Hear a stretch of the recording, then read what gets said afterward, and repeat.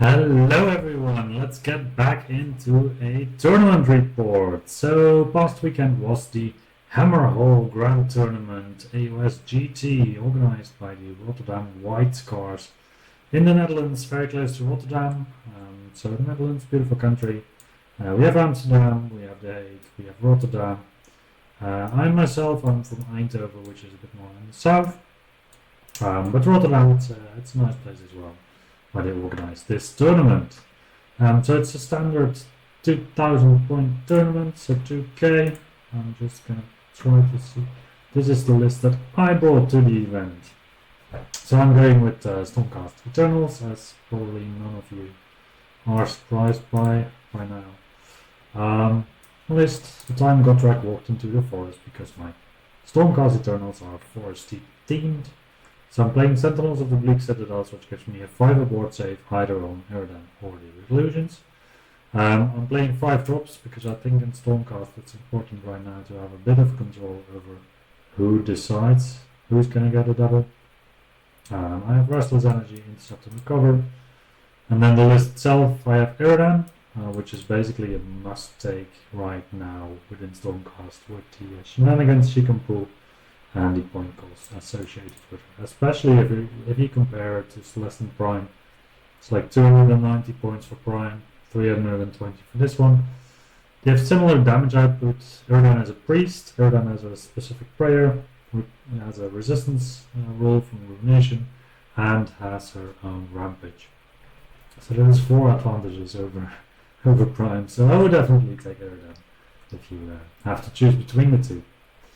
Then we have Reclusions reinforced. I think if you play Stormcast and you have Reclusions, they are a very good option, but you have to take a lot of terminals as well, with the Quicksilver Draft or the Legendary Dynasty. Either one of them, preferably the Quicksilver Draft, ideally both, unless you have another character that is more deserving of the Legendary Dynasty, like maybe a Star Drake.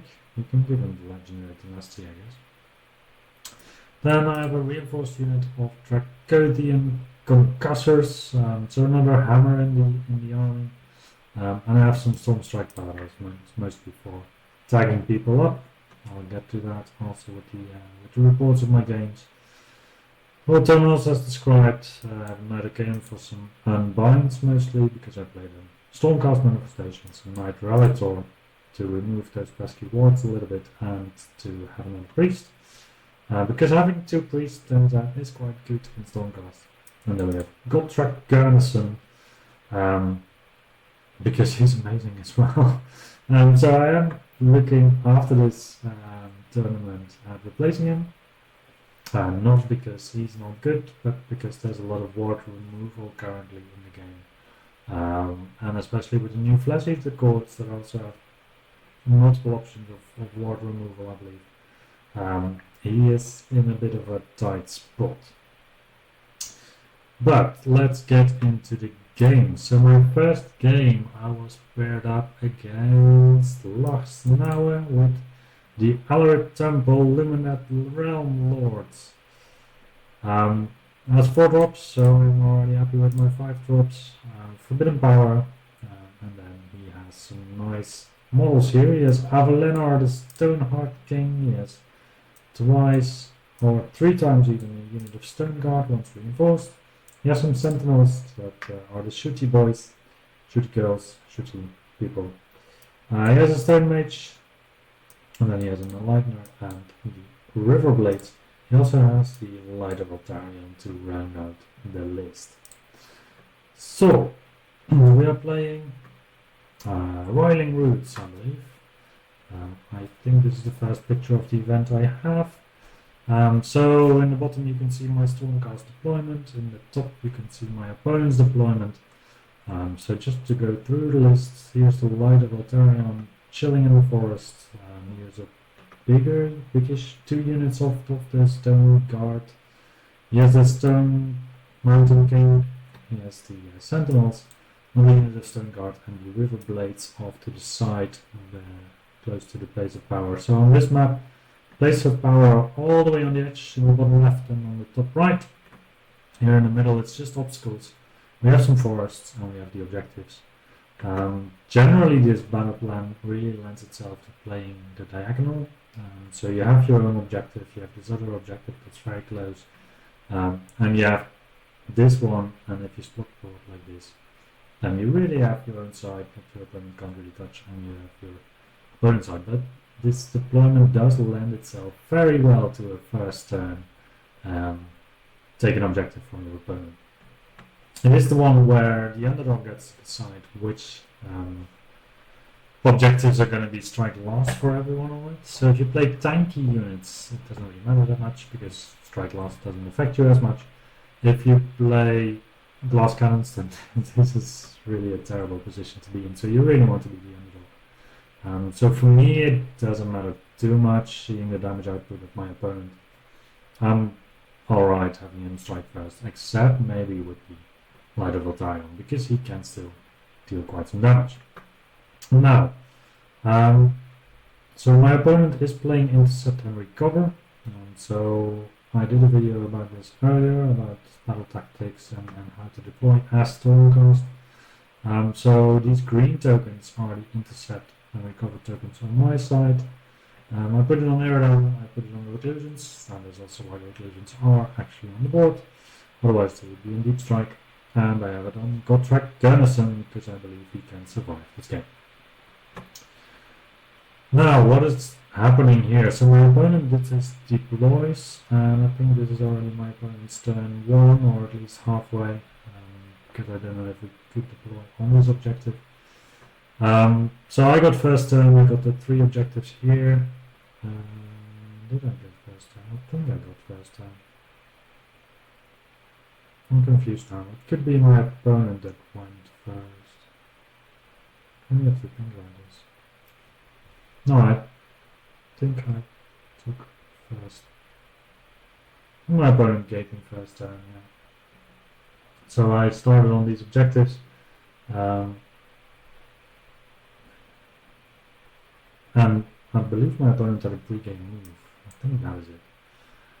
So yeah, I do have my stuff laid out like this, more or less. I have my cavalry ready to go in and just tag something up. I have Gotrek in range of the plates of power out of line of sight. I play a bit of a passive game, and I'm curious what my opponent's going to do. So the River Blades, I think they can teleport away. Just gonna have to get my story straight a bit here, because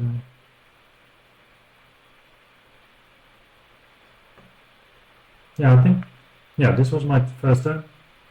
Then my opponent went and he started casting all his spells in his hero phase. So one of the spells he has is the Light of Eltarion, or the Speed of Hish, I think it's called. So he gets +4 move, or he has some way of getting +4 move, and he has another way of getting +2 move, which is, one of them is bound to his characters. So the Sentinels here, they actually go to move 12. Which means that they can move up in range of Ablasserdam and then try to shoot off Ablasserdam a bit. I'm not particularly fond of that, so in my opponent's turn, I teleport Ablasserdam away. What happens next is that my opponent, he does still go towards this spot with the archers. I think that is a decent play. Ablasserdam has a very long threat range that people underestimate if you play screens. Which is quite funny. Like, without screens, my threat range is just the distance. With screens on a 3+, you can go somewhere else, pile in somewhere, and just get to places where your opponent doesn't expect it. But anyway, I teleport away Ablasserdam. My opponent brings in the River Blades more or less here. It's going to be a 12-inch charge for the River Blades, or an 11. After I also still redeployed Ablasserdam a little bit because my opponent came in with the archers and really wanted to shoot at Ablasserdam, and I wanted to minimize that. And otherwise, I'm standing alright in concealed terrain. So my opponent does charge in, and the River Blades actually do 2 wounds, 3 wounds to Ablasserdam, and in return I killed 8 models of the River Blades. So they were not very happy because it's also one of the units that I have my Gyronite treasure on. So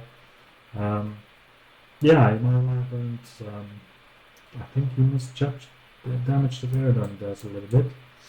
But so this was the board state at the end of turn 1, and we did a roll off, and I rolled higher than my opponent. So I could have just kept the tempo like this, or I could actually give my opponent a double, so this is what I did. Because I think I'm in a good spot here to get doubled. My opponent has 2 objectives, I have 2 objectives, although my opponent has a third. But I can very easily get back a third objective by sending out the Storm Strike Paladors. My opponent, the only places where he has any threat to me is with the River Blades that are just 2 models. And the shooting that he has, but the shooting cannot shoot anything here really, because this is just behind the big terrain piece. This is all obscured, and Iridan, yeah, could be a target, but I can still teleport away if I wanted to. It's going to be a bit of a harder dice roll, but I mean, even if my opponent really moves up here and shoots at Iridan, I will very likely survive it, especially since I'm next to Blaze of Power. So I give my opponent a double. This is a nice scenic shot of the battle. I get my opponent to double, and my opponent indeed does move up with the archers to a range where he can shoot at Iridan. I think this is probably the end of the turn, or it's at least after movement. Iridan has taken 3 wounds in total, so that is quite fine by me. The River Blades have teleported away again, and my opponent is moving up his manifestations, around which I cannot fly with Iridan, and I cannot set up units within 9 inches of it. So this is currently the board state. I would say this is not a good board state for my opponent. There's multiple reasons. So one reason is this side is just bad. My opponent has the infantry on the flank. I have my cavalry in the forest. It's a very easy 12-inch walk, 3-inch charge. My opponent would have done better to just leave this objective and leave it to me, because this is quite clear that I'm going to get it anyways, regardless of whether my opponent is on the objective or not. Otherwise, in the center, I have a Gotrek that is ready to walk in and just wreak havoc. So does my opponent have to go closer to me? Doesn't really have to. So if I were my opponent, I think I would just score the points that I can right now and just stay conservative. But as you can see, what my opponent did, he came closer to me. So he actually gives the reclusions also a shot of getting in. I don't know if I want to go into reclusions without terminals. Then again, my opponent does not have a lot of damage output in combat, or at least not to my standards as Stormcast. So I am quite enthusiastic of just going in. And also, I need to deal with this hammer mountain dude. My best answer to him is probably Gotrek or the Concussors. So as long as I can get into him with Gotrek, I think I'm quite happy. What else is happening? So on the left side we have Iridan. Iridan can move 12 inches, get a very easy charge on the manifestation, because I just need to move 12 inches, get a 2 on my roll, which I will manage. I can also go for the light. I can actually try to kill the light if I'm lucky, and also attack the archers in the process. If I go into the light on a 3-up, I can also, if I get also in combat with the archers, on a 3-up I can also go into combat with the archers somewhere else, and I just can completely skip the light. So that is what I do. I walk up here, I charge the light, I attack the archers, they're within 3 inches, and on a 3-up I teleport Iridan in combat with the archers all the way on the other side of the terrain piece. What else happens? So the reclusions move up, I do not get my terminals in range. For a juicy charge, I do move up my cavalry, I go into the infantry that's there. I deploy the concussors at 9 inches away, and Gotrek goes in and deals some damage to this king, but it doesn't really do a lot of damage. So, how are we looking? If my opponent were to go next now, he has an Altarion that can go in somewhere. He has some Stone Guard that might be able to attack me somewhere. If he attacks me here, then it's a bit of a sad situation because I'm not holding anything and my opponent is. My opponent can welcome to my objective, depending on the speed at which the anvil stuff here is being destroyed. I might have a counterplay, might have a wizard and still a knight relictor that can go in. Because they're not the best combat characters, but they can deal some damage. On the other hand, if I get a double turn, which is what happened, then I can just go full send and try to obliterate as much as I can. So I deploy my ruler station such that my opponent cannot teleport here. I teleport my knight relictor to tempt out my opponent's light of Altarion to come this side, because if he does, then the battle is really over, because then I don't have to deal with it at all. I just grind down the remaining infantry, and this is a bit more the interesting part of the game. So the concussors, they strike at the Stoneheart King, Gotrek strikes at him, and together they kill him, and Ablasserdam keeps dishing out with this Stone Mage. So I did like half my attacks on this guy first round, and now another half the second round, and the Stone Mage just wouldn't die, which means that the archers partly survive. Illusions, they go in, and they just dish it out with the anvil guard, I think. And then it's time for my opponent's turn. Ooh. It's time for my opponent's turn. It's not really a lot that is still happening in this game, so this is the last picture that I took. So my opponent still goes in with Altarion onto Ablasserdam. The archers, they retreat, and they, I think my opponent afterwards takes a double or something, because he still gets to shoot with him. Now he put Forbidden Power, the bridge, somewhere, I think. So he could get out of combat, do some shots. Altarion goes into combat with Ablasserdam. I do make my 3 up. The terrain piece is also a unit in this case, apparently. I just asked my opponent, and he said it counts as a unit, so I could pick up Ablasserdam, choose the terrain piece, put her right behind the concussors, and then the light of Altarion did not have anything to strike, which was quite a relief. Otherwise, Gotrek could kind of charge. I cleared up the middle of the board, and at that point, basically the game was over.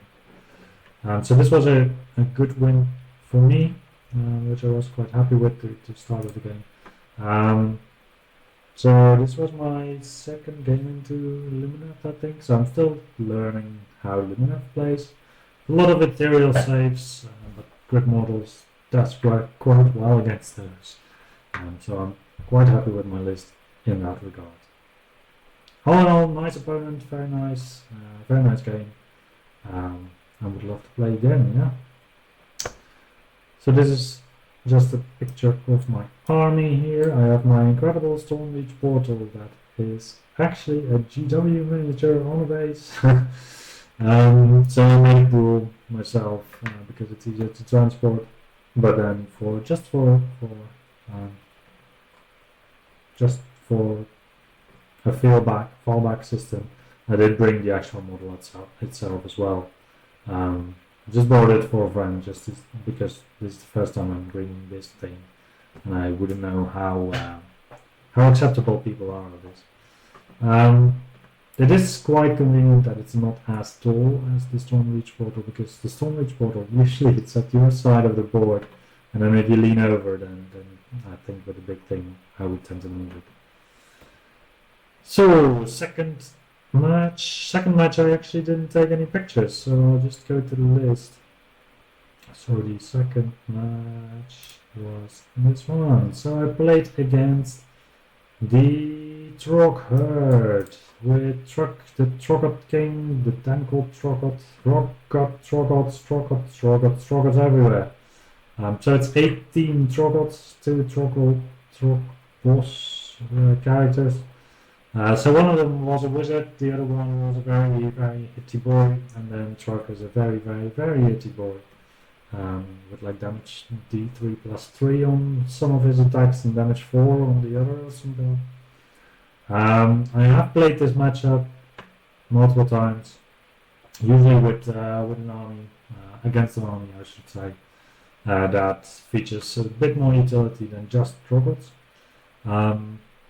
And I feel like with the Stormcast list I'm currently playing, I can outgrind Troggots, which is quite a hefty claim to make.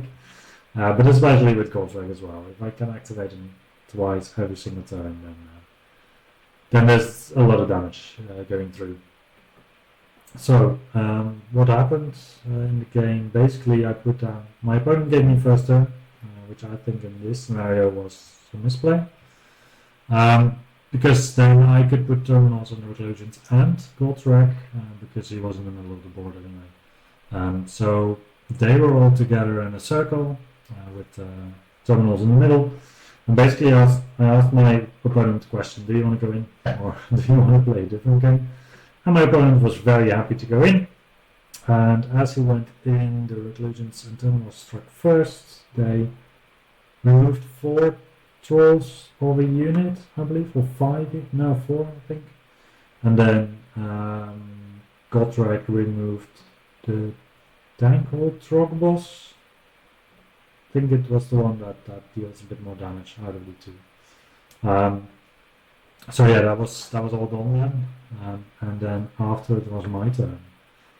So what I still did, I believe, is that I also teleported Iridan close to the Reclusions and Gotrek, or just placed her close to it. So, like, if my opponent would go in, then I had a very easy counter charge with Iridan. Iridan didn't make her 3+ roll, and my opponent with the Dankled Trogboss, he hit on Iridan and he did like 10 damage just out of there after the Trogbots had already struck. So Iridan unfortunately died in this scenario, but basically after having lost that unit, after giving me then the turn and giving me the initiative to go into stuff, yeah, it was already game from that point on. So my opponent did have some recursion at some point, but it was too late at that point. So going from there to the next matchup. Oh, that was not the right one. Why do I get this? I had to keep them up nicely. Let's see. Just 1 second. So round 3 we had me versus Sylvanet. Sylvanet list was the list of Mike van der Haan. So he was playing the Forest Folk. He was playing Alariel, Spite Revenants, Elthanol, Spite Revenants, and Branch Witch, and then Cosmic Archers, and some Tree Revenants. So let's look at what this looks like from a picture. So we have... Oh, this is already a unit that has been damaged by Iridan. So we have Spite Revenants, the Branch Witch, Cosmic Archers, Spite Revenants, 3 teleporty dudes, Belthanos, and Alariel. And on my side, this is after my turn 1. So we are playing Search of Slaughter, I believe this is correct. So the places of power are the walls here in the middle. Places of power are for me quite important because I can position Gotrek in such a way that he's very close to one. Now about this matchup. So what I do not want is to out of my 2 hammer units that I have here, to get 1 hammer, or to get both hammers killed without any retaliation, without anything consequential happening from my side, basically. So what does that mean? Well, that means that I don't want to put everything on the line here, because I think the damage output of this stuff is actually enough to just kill both Gotrek and the Reclusions and Terminals. It's a lot of wounds. This is like 60 wounds, and then you still have Belthanos that I also want to kill. So if this were to go into the Reclusions or Terminals, I would try to just kill Belthanos with all my activations, and then I would have to weather, what's that? 40 times 3, 120. Oh no, they have 3 attacks each time, don't they? Anyway, it's a lot of crit models. It's too much crit models for me, to be honest. So my deployment, I had Aerodam on the flank. She could move up and then charge something and hopefully get out again, which she did. So I kind of forgot with Aerodam. I didn't put Finest Hour on her either. But I kind of forgot that the branch witch was close enough for the guys here to give them strike first. So I play quite regularly a friend of mine who has like this kernel or something that he places in the forest, and I was like, okay, they're probably in range of the forest, but I don't. It'll be alright, it's like a support unit. And I went in and I took 4 wounds. But my opponent, he also took 8 wounds, because they have 2 wounds each. So Aerodam could have performed a bit better, but I don't think that flying up, going in, and going back was worth the command points, basically. We have Knight Arcanum, we have Gotrek close to the place of power, Stormwitch Portal in the back, occlusions. And here I am just taking the objective for my opponent, just to score Restless 1 at the start of the game already, going quite aggressive, but my priest is here ready to teleport back the cavalry. So on the 2-up I make that. Any other result, I do not make that, but in this scenario I also ask my opponent to split his forces. Obviously you could go with the Lariel into the Paladors and the rest into the center. Which I think is also probably something that would be suitable. So apparently I took another picture. No, I managed to teleport my Stormstrike Paladors, so they are back in safety. Try to respect the threat range of a Lariel with a random charge. So Lariel has a move of 14, I think, so that goes to 20 with an automatic run, which means she ends up here. She can charge the Knight Relictor, she can put her base here, and then this is more than 3 inches, so that she can attack these guys and use the Knight Relictor as a speed bump. And I want to just protect my own objective from the teleporting shenanigans that other people have. It's insane. Yeah, so there's some stuff missing on this picture. It's the reclusions and terminals.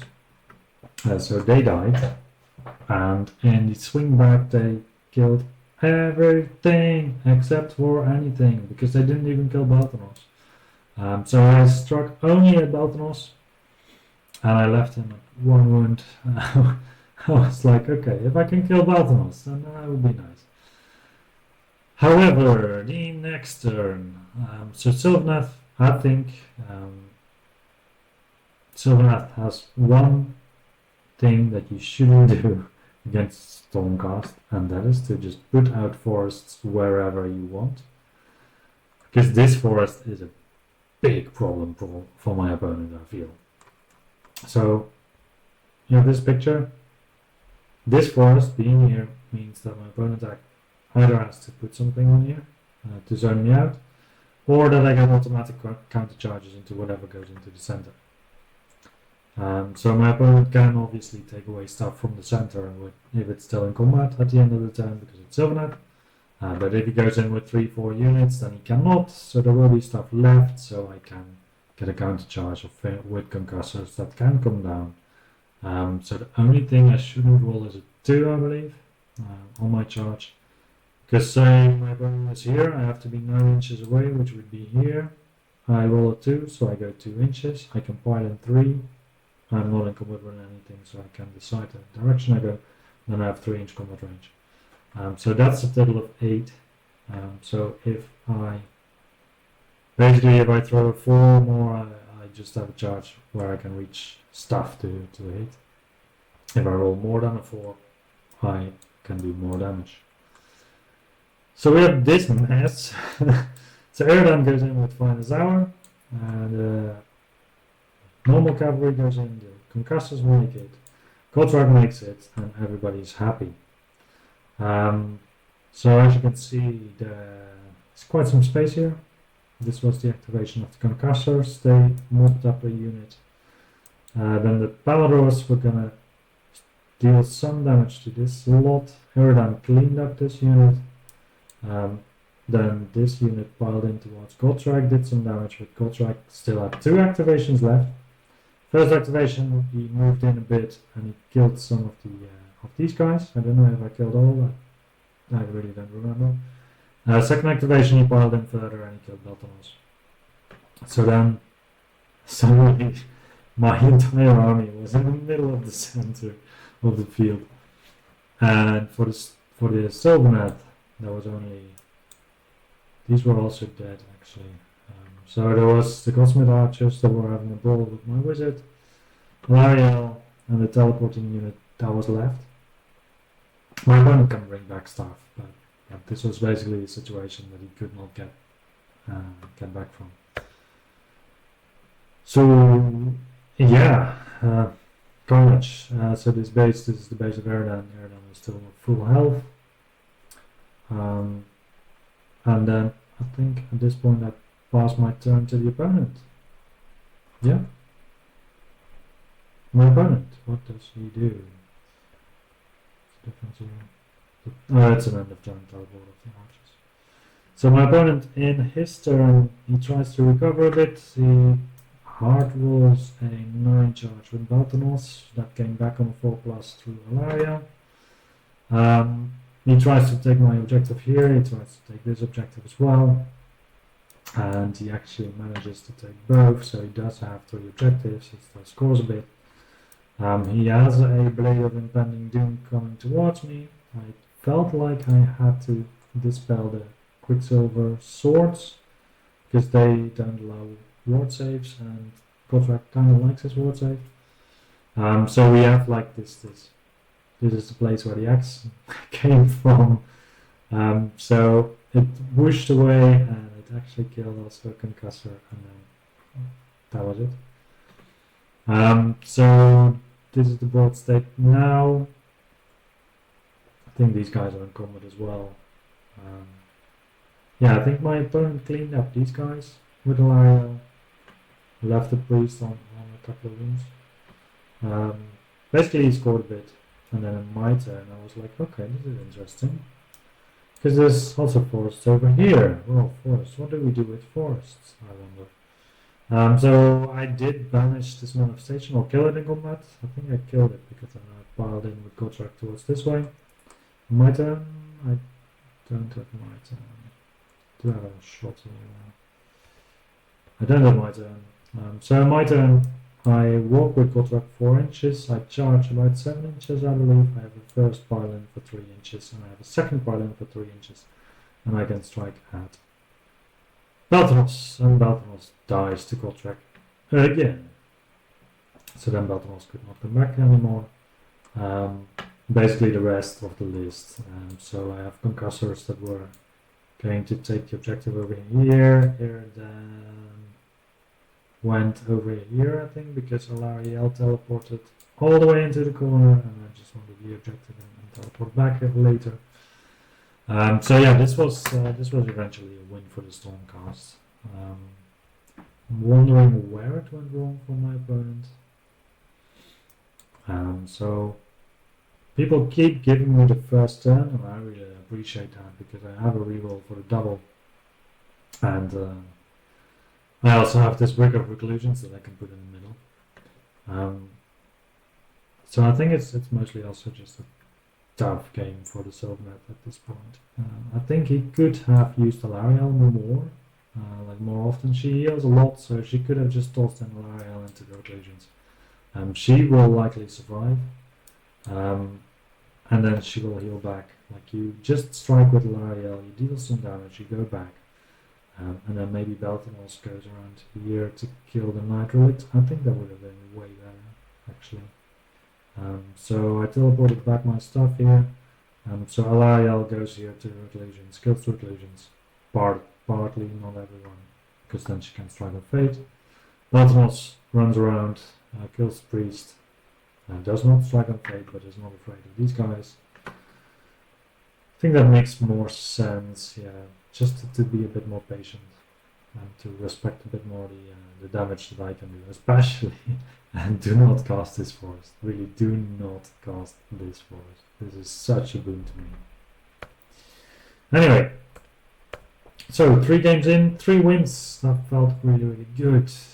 So then we go to the 4th game, and I play against Khadra Overlords.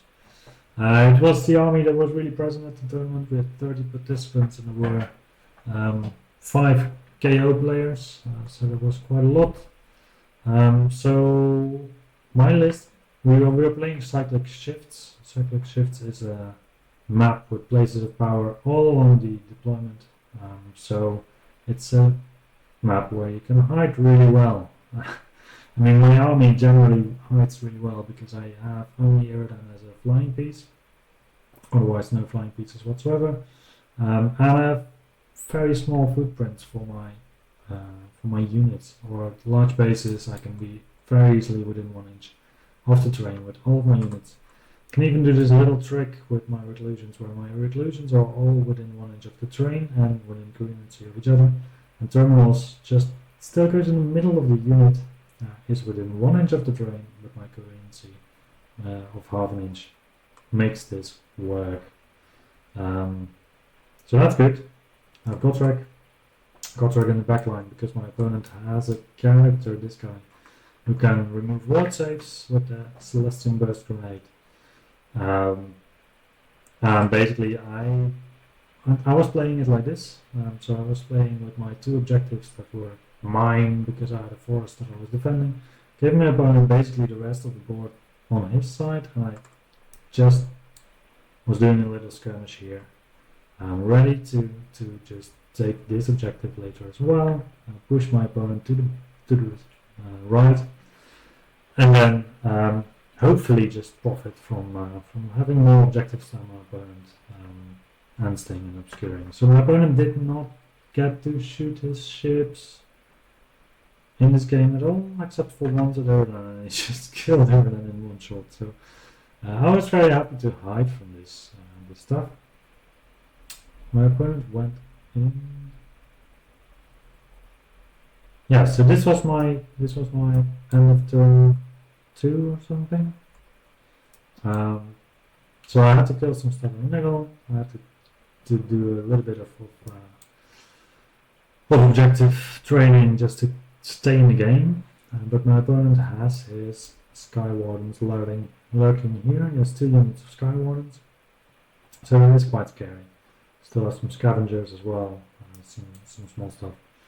So basically this is my turn where I ask my opponent, well, what are we going to do? Are you going to go in, or am I going to win on objectives? I still have a roll for the double priority reroll on my hands, so I think I'm looking good here. What my opponent does is he goes in. So this base is my Erdan base because the boat didn't fit exactly where I wanted to, and then later we adjusted it. So the balloon boys are over here, and balloon boys, they got out of combat, they're over here now. So basically my reclusions got wiped out by the balloon boys. That was the first unit of balloon boys, just completely annihilating my reclusions. I did not give them all defense because I was like, okay, my concussors are more important in this scenario. Also, every 3 wounds that my reclusions take, their damage output goes down. However, every 5 wounds my concussors take, their damage output goes down. So if I have units that I'm facing that deal damage 3, reclusion hit points are divisible by 3, and concussor hit points are not. So if I get 3 wounds through, then only 1 concussor dies, whereas 3 reclusions would die. So I would rather just take the damage on the reclusions, and then just tell my opponent, well, you can try to kill terminals, but on a 3-up he gets up anyway. So yeah, this was the end of my opponent's turn basically, and I have my Gotrek ready for it. So yeah, Gotrek is really enthusiastic about this one. We go to my turn. I do my movement, I do my charges.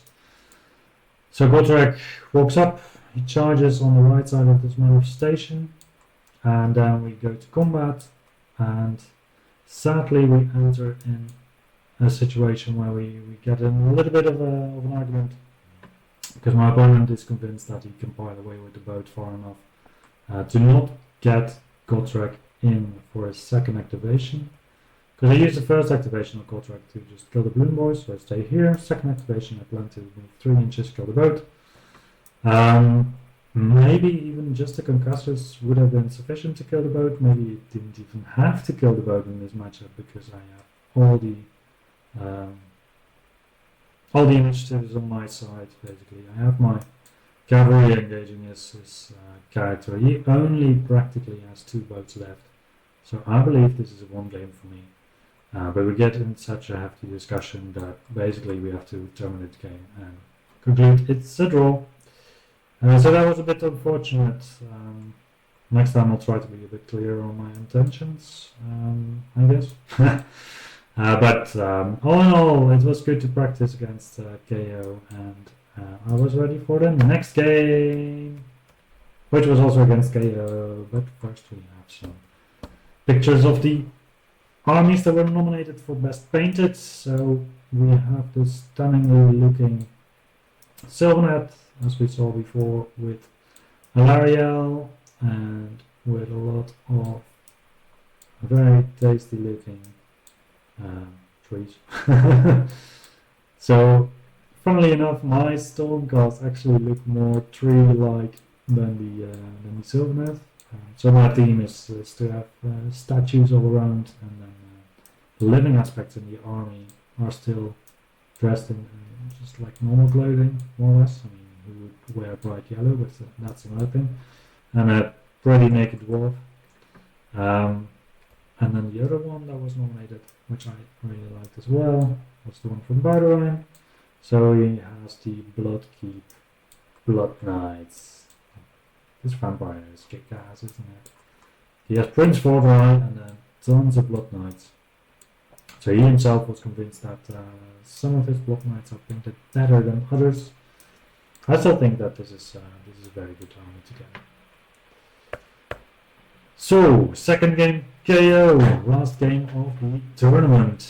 Currently I am at a 3-win, 1-draw streak, and this is basically possibly the game that will decide who wins the tournament, except that my opponent from the previous game will win heavily the last round, which is also a chance.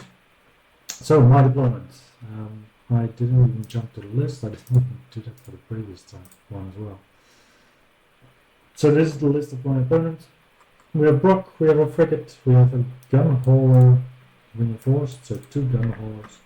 We have Sky Wardens twice reinforced, because you need to have them. Navigator, Thunderers, and Mod Chemist, twice Harpoon through, and once with Salvagers. So let's go back to the pictures. So on the board, that means we have, let me see if I can do this, Salvagers. We have, Jesus, this looks so funny. We have Shooting Unit, I don't know what they're called. We have the Admiral, no, not the Navigator. We have the Gun Haulers. We have Sky Wardens in the shadow. We have more Salvagers, I guess. We have the Frigate. There's no Ironclad. We have a little balloon boy, so that's the no chemist. We have a big balloon boy, that's Brock. We have more Sky Wardens. We have the Andrin Dock, whatever. And we have the other, not the Scavengers, but the other one, the Harpoon guys, I guess. We have on my side Erdan as far as possible from the shooting of my opponent. We have the Stormstrike Powders. We have the Night Arcanum who really just disappears on this map. Like, he's over here. We have the Night Relictor, and we have Gotrek. Where would Gotrek be? Well, Gotrek is actually... I can't see him. He's behind this build. Oh, here he is. This is Gotrek. That's Gotrek. Just in all seriousness, for the people that didn't believe me. Well, here he is. So here's Gotrek. So he was hiding. He was really hiding here. So... I mean, Makes sense that he couldn't get shot for the first couple of turns. Because even I can't see him on my bloody pictures. So, my opponent once again gives me first turn. I am once again not that bothered by the first turn. However, the thing is, if people don't give me the first turn, then I'm already setting up for a double with more drops with a reroll. You really don't want to do that. So my first turn, what do? I go out with my cavalry to attack the objective. I'm still within 1 inch of the obscuring because my bases are way too big. I put the concussors in the terrain as well, so they get a -1 to be hit if my opponent were to charge in. And I learned from one of my previous practice games against KO that I shouldn't just leave a combat unit like this if my opponent can go in and kill everything. My opponent has the running charge available with the frigate, so I'm happy to put also here and there, and maybe have a counter charge with these guys. So that if my opponent goes in with 2 units of Sky Wardens, I can do something about it. Now in this game, something funny happened as well. So as you can see, here's my Knight Arcanum, and here's not my Knight Arcanum. What happened? Well, my first turn, I roll for a manifestation, I think, and I have a miscast, and I take 3 mortals. My opponent's turn, I will do a magical intervention, and I roll a miscast, and I take 3 mortals, so my wizard is dead. Now, at least it's a matchup where I don't really need my wizard. And on the positive side, it gives these guys a reroll on their charges and strike first on the charge. So this defensive setup is actually juicier than you might think, because my opponent has to tag in these guys as well, because otherwise I have a counter charge with strike first. On the other side, might also not be as tempting to charge in because I have locked terminals. Still have Gotrek here around the corner, out of range of my opponent's dude with the remove wards, probably, because he has to be within 12 inches. That's really a stretch. So I'm quite proud of this setup. The only thing my opponent can do probably is to go into the Legends and try to deal with them. Maybe I survive a little bit, or at least a little bit with the terminals, and I can strike back, and then the rest can go there. So, what my opponent decides to do very smartly is to try and go for some shooting at Iridan with the gun haulers. And the rest of my army is once again obscured. So I even only need 2 terrain pieces to obscure my entire army. So it's not a fall of the maps, it's just this army is very good at hiding. Maybe it's the basis. So this is my opponent's turn. He tags some objectives to get more than me. He scores his tactic that way as well for cycles. And then he doesn't shoot anything. Or he does some wounds. I think one of the gun haulers was in range and the other was not after my redeploy. Very tactical mastermind. Then we get to my turn, so I think, oh wow, this is a golden opportunity for my boys, because Iridan can move up and Iridan can charge, which it's a sentence that makes sense. So this is how my opponent left the field, and my turn starts. Iridan can go 12 inches, can charge on 4 or 5, I think it was a 4. So yeah, my opponent could shoot her. I went back and I needed a 4 on my charge. So what I did is put Iridan here, put the Storm Strike powders next to her, but further away from all the shooting. So that if my opponent uses covering fire, you can now make a ruination roll for it to ignore it, or at least ignore the damage. So if my opponent does anything, then I have a 3 every rollable ignore with regards to covering fire. And I can go in. If I go in, I can surely tag this screen. And then if I make my 3 up roll, I can teleport Iridan. And Iridan can then go within 1 inch over here. This is a funny place, because if I'm here, I'm in combat with the frigate, I can pile in on the frigate, I can go 3 inches this way, I can strike at the Sky Wardens, and that is very juicy. Because a full Iridan, or just a full Iridan that can strike at Sky Wardens, is duty. So I do have already prayer points banked up as well for the return way, because I can translocate away on my opponent's turn and feel happy as a bunny. So I start to execute my plan. I move up Ablasserdam, I put Finance Hour on my Ablasserdam. I am ready for the charge. I roll my 3 on my charge, and I reroll it, and I get a 4. And then I don't make the charge, so I'm stuck here. So that's not good. Then I roll the Stormstrike Palaros, and I get a 3. That is also not good, because that already is a reroll for Ablasserdam, I think, and I'm like, okay, crap, this has not worked out, because even if Ablasserdam doesn't make it, at least I can teleport her away, and then I can still use the Stormstrike Palaros for something else, or something else. And then I realized that Knight Arcanum died, so I do get my reroll. So well done, Knight Arcanum, I guess. So I did get in with the Stormstrike Palaros with my reroll, because it's my unit's ability, so it's a different ability. I do get in. I do allow my opponent to do a move with these guys because I put them in combat, which was a mistake. So next time I will not do that anymore. I'll just pile into them. I do get in. I do kill some of these guys. Probably should have been able to kill everyone. But I mostly just try to tag stuff over here. And then, yeah, this was a bit of a sad turn in that regard. There was so much potential to just remove nearly an entire unit of Sky Wardens, and I just didn't have them. Anyway, there's still potential, because my opponent's turn now is basically focused on cleanup. So I do teleport away Ablasserdam again. My opponent just focuses on shooting down this unit and getting the annoying cavalry out of his face. And then we go, I think we just go to my turn again. It was a bit later in the game. So maybe, I think this is the point where I force my opponent to take a double. So at one turn where I shot this off, I think I gave him the double, because it was like, I'm gonna need a double now to do something about this. Yeah, this is why I gave my opponent.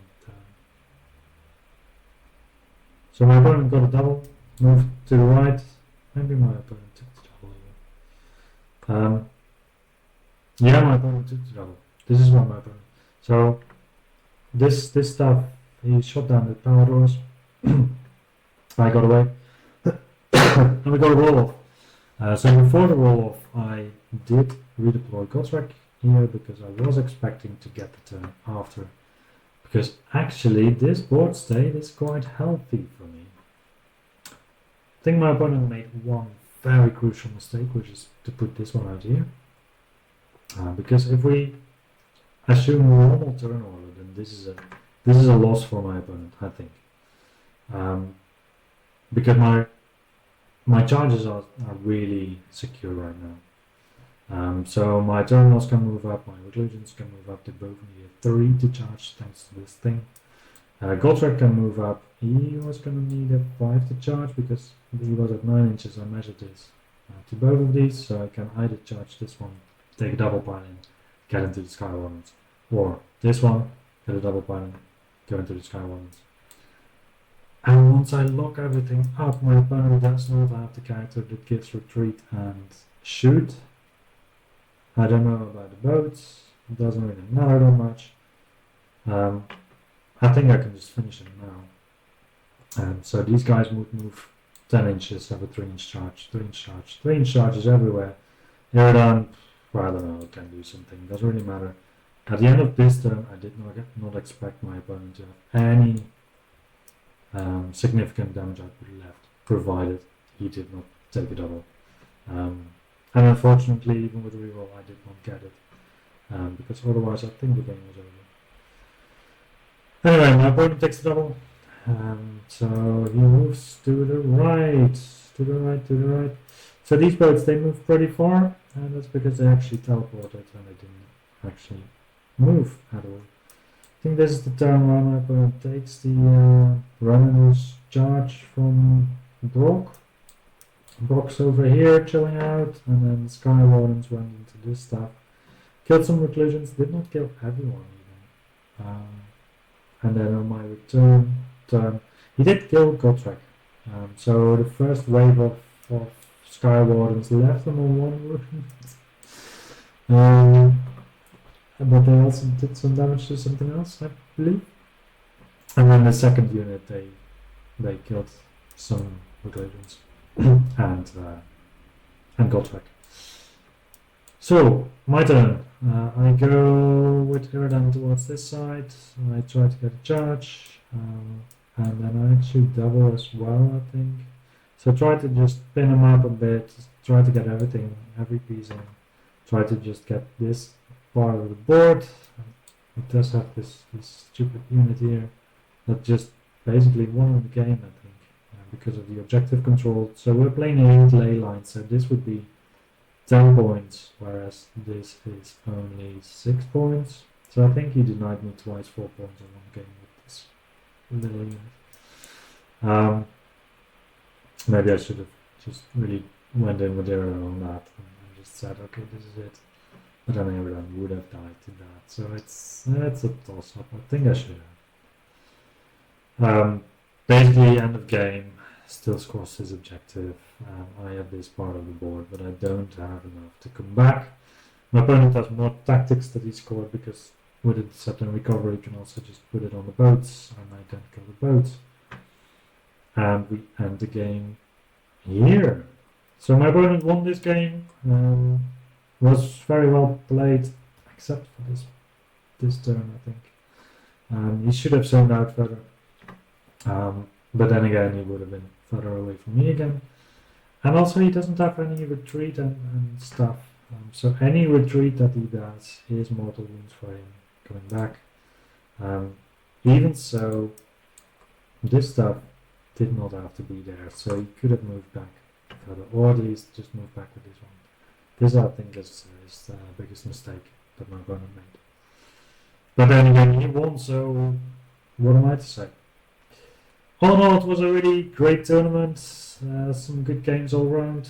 And there was a lot of people that had a good time as well. So it was definitely a joy. There was a lot of complaining about there being so many KO players. But anyways, there's always an army that seems to be on top. I'm very happy with my Stormcast, and yeah, I'll keep you posted on my progress with Stormcast. So yeah, next time I'll see you again. See you soon.